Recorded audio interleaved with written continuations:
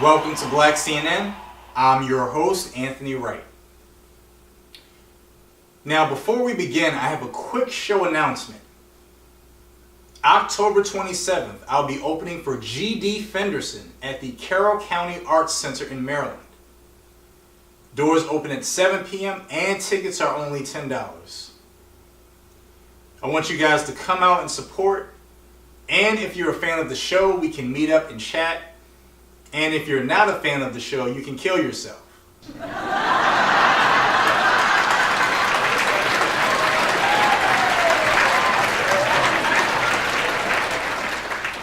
We've got a new sponsor.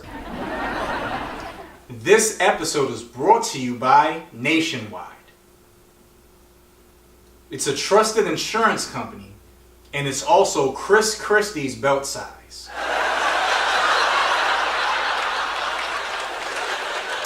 A former Sesame Street writer says he felt Bert and Ernie were gay.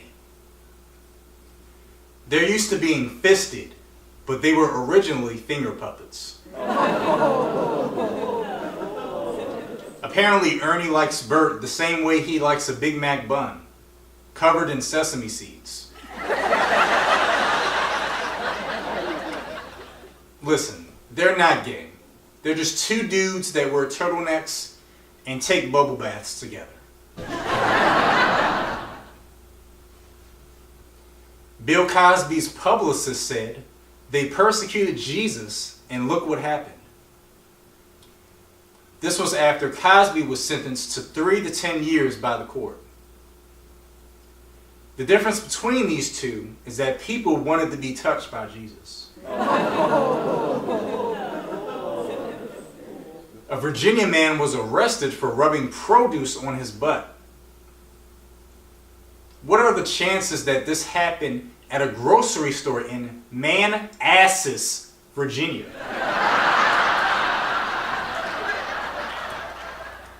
That explains why the peaches were hairy. U.S. supermarkets will start selling vegetables that were considered too ugly to sell. The vegetables were so ugly, the cashiers had to put paper bags over them. A woman is buried beneath a large iPhone tombstone in Russia. I hope she accepted Jesus as her Lord and screensaver. Dunkin' Donuts is officially dropping the donuts from its name despite earlier backlash. Listen, dropping donuts almost never happens, especially inside a Lane Bryant. I'll be telling my grandkids about the good old days when donuts used to dunk. Six Flags is offering a $300 prize to those who can spend 30 hours in the coffin. So far, Ted Cruz remains undefeated. It's a fun contest and a cost-efficient way to bury your grandfather. Now, it's unclear whether the coffins will be open or closed. If you look like Kellyanne Conway, then I hope they close the casket. Michael Avenatti claims to have evidence that Bert Kavanaugh was involved in gang rapes in high school. This news report is brought to you by the new film House Party 3. Trump blasted the claims in the tweet calling Avenatti a third-rate lawyer. Mr. President, you're thinking about Michael Cohen. Now, Bert Kavanaugh has had a rough confirmation process, and one witness named Christine Blasey Ford has already testified about her sexual assault. Now, he could be innocent, or these allegations could be true. But stay tuned for more as the story unfolds.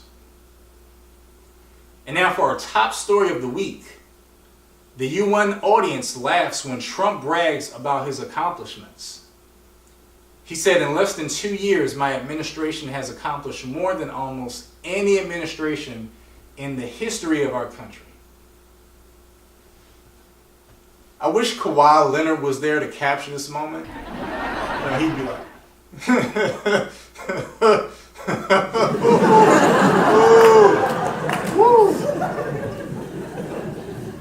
with that ego, Trump has a bigger head than O.J. Simpson. So were they laughing at him or with him? Do you think Trump's comments were correct? Let me know your thoughts.